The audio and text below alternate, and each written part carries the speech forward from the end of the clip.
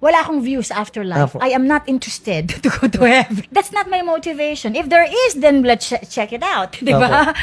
If there's none, it doesn't bother me. I'm okay. I have no problem staying dead.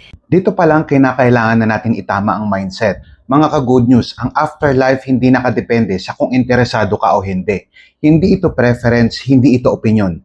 Ito ay reality na tinukoy ng Diyos. Pwede mong sabihin okay lang sa akin kahit wala. Pero ang tanong, may choice ka ba sa mangyayari pagkatapos ng kamatayan? Sa Hebrews chapter 9 verse 27 ang sabi, itinakda sa tao ang mamatay ng minsan at pagkatapos ay paghuhukom. Mga ka-good news, hindi ayon sa preference natin, kundi ayon sa Diyos. Ibig sabihin, hindi bahala na, hindi optional. May haharapin ng bawat tao at may eternal judgment. Okay? From a psychological perspective, the belief in eternal life or afterlife can be a defense mechanism against death and dying. I have no problem with staying dead and resting in peace, you know. Life is too much trouble. Mga ka-good news, ito ang common claim. Imagination lang yan para may comfort ang tao. Pero isipin mo ito, kung ang afterlife ay gawa-gawa lang, dapat puro comfort lang ang alam nito. Pero sa Bible, hindi lang comfort ang mensahe.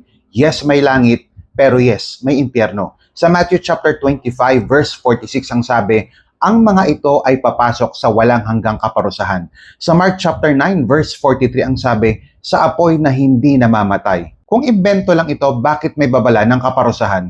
Hindi lang pangako ng comfort. Hindi ito psychological trick. Ito ay katotohanan na inihayag ng Diyos. If reincarnation is true and you tell me you'll be the most powerful in the next life, I'm not interested. The most beautiful, the most, popular, I'm not interested. Diba? Yaman, popularity, the ego yan. A beautiful thing. You don't need to be rich to be happy. To have a college education to be happy. You don't need a PhD degree to be happy. Tama, hindi kinakailangan ng yaman o status para maging masaya. Pero hindi yun ang issue. Ang issue ay hindi kung masaya ka ba ngayon. Ang issue, ano ang mangyayari sa'yo magpakailanman. Ka-good news, pwedeng maging kontento ka sa buhay. Pero kung wala si Kristo, hindi nito binabago ang eternal reality.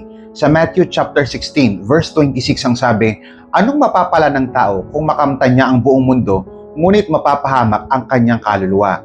Ibig sabihin, kahit okay ka ngayon, kung wala si Kristo, may eternal consequences pa rin yon. So mga ka-good news, maging malinaw tayo. Ang katotohanan hindi nakabase sa interest natin, hindi rin sa comfort level. Kahit hindi ka interesado sa afterlife, hindi ibig sabihin na wala na ito. Kahit okay ka ngayon, hindi ibig sabihin na okay ka sa harapan ng Diyos. May langit at may impyerno. Hindi mo may iwasan ang katotohanan sa pamamagitan ng pag-ignore nito. Kaya habang buhay ka pa, ito ang panahon para kilalanin natin ang katotohanan. Ang katotohanan ay hindi idea. Ito ay si Kristo. What are your thoughts? I-type mo sa comment section. Pag-usapan natin.